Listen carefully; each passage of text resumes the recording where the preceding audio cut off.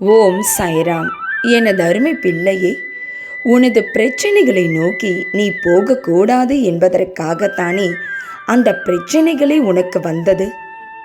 அந்த பிரச்சனைகள் உன்னை உருக்குலைய செய்ய அல்ல, என்ன செய்வதென்று, நமது எதிர்காலம் என்ன ஆகும் என்று பயத்தில் நீ விழிப்பிதுங்கி நிற்பதற்காக அல்ல. முதலில் நீ ஒரு விஷயத்தை புரிந்து கொள்ள வேண்டும். இந்த பிரச்சனைகளை கொடுத்ததும் நான் தான்.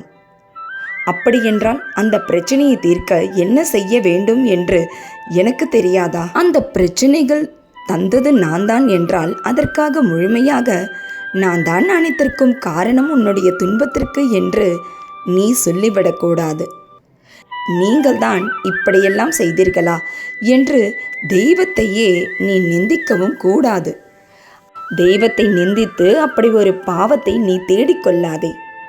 நீ முன்ஜென்ம காலத்திலும் இந்த ஜென்மத்தின் காலத்திலும் செய்த வினையால் தான் உனக்கே திரும்ப வந்திருக்கின்றது. இதில் வேறு நீ சிலரை உனது பேச்சால் பேச தெரியாமல் பேசிவிட்டதால் மற்றவர்களை அழவும் வைத்திருக்கிறாய். இதெல்லாம் பாவ செயல் அல்லவா? நீ செய்த தவறை அந்த இறைவன் மன்னித்து உன்னை காக்க தான் வந்துள்ளோம். உனது குற்றங்கள் மன்னிக்கப்பட்டு விட்டது. இதுவே நீ செய்த பூர்வ ஜென்மத்தின் அடையாளமாகும். அப்படி இருக்கையில் தெய்வத்தை எந்த ஒரு நாளும் நிந்திக்காதே. அது உனக்கு மேன்மேலும் பாவத்தை தேடித்தரும். உனது மனதை முதலில் அமைதிப்படுத்து.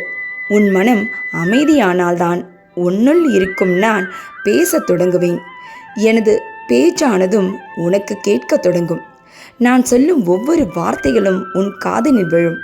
எனக்காக தினமும் ஒரு 5 முதல் 10 நிமிடம் நீ ஒதுக்குவாயா?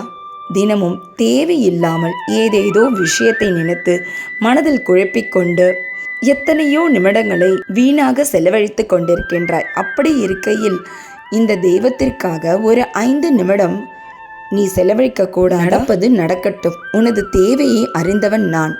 அதனை பூர்த்தி செய்யவும் எனக்கு நன்றாகவே தெரியும். தினமும் என் முன் கொஞ்சம் நேரம் உட்கார் என்று சொல்வதற்கு காரணம், நான் உன்னை அடுத்த கட்ட வாழ்விற்கு என் ஆசிர்வாதங்களுடன் உன்னை முன்னேற்றுவதற்காகத்தான். கடவுள் நிச்சயம் முன்னேற்றுவார் என்று ஆணித்தனமாக உன் மனதில் பதியவை. உண்மையான நம்பிக்கையை வைத்துக்கொள்.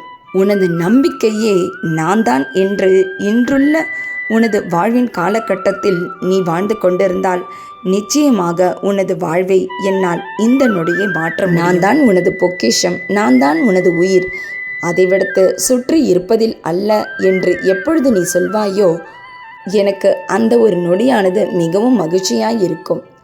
இப்படி இருக்கும் பட்சத்தில் எனது உதவி உனக்கு நிச்சயமாக கிடைக்கும்.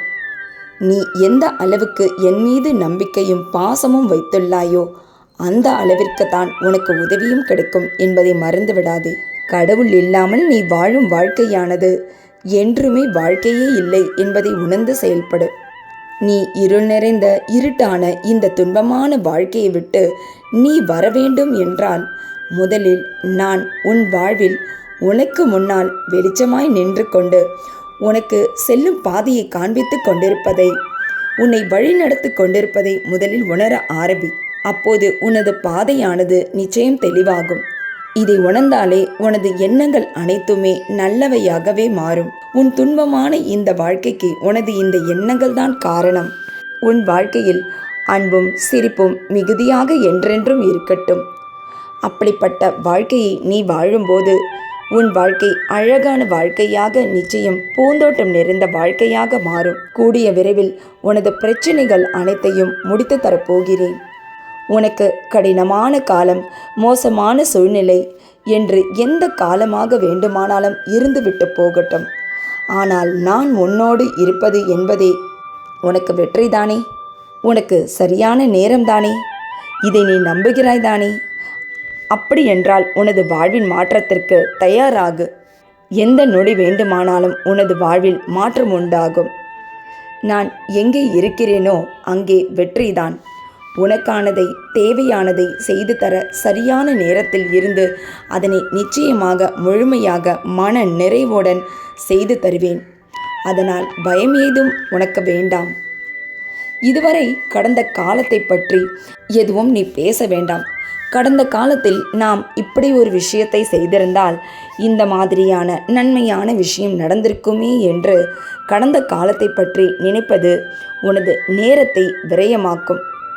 அதை விடுத்து நீ செல்லும் பாதையில், நீ செய்து கொண்டிருக்கும் வேளையில் என்னென்னவெல்லாம் புதுமையாக செய்து வெற்றி பெறலாம் என்று உனது பாதையில் உன் கண்களை வைத்து உனது மனதையும் முழுமையாக வைத்து உனது வேலையில் நீ செயல்படுவாயானால் புதிதாக சிந்தனைகளும் உனக்குள் உருவாகும்.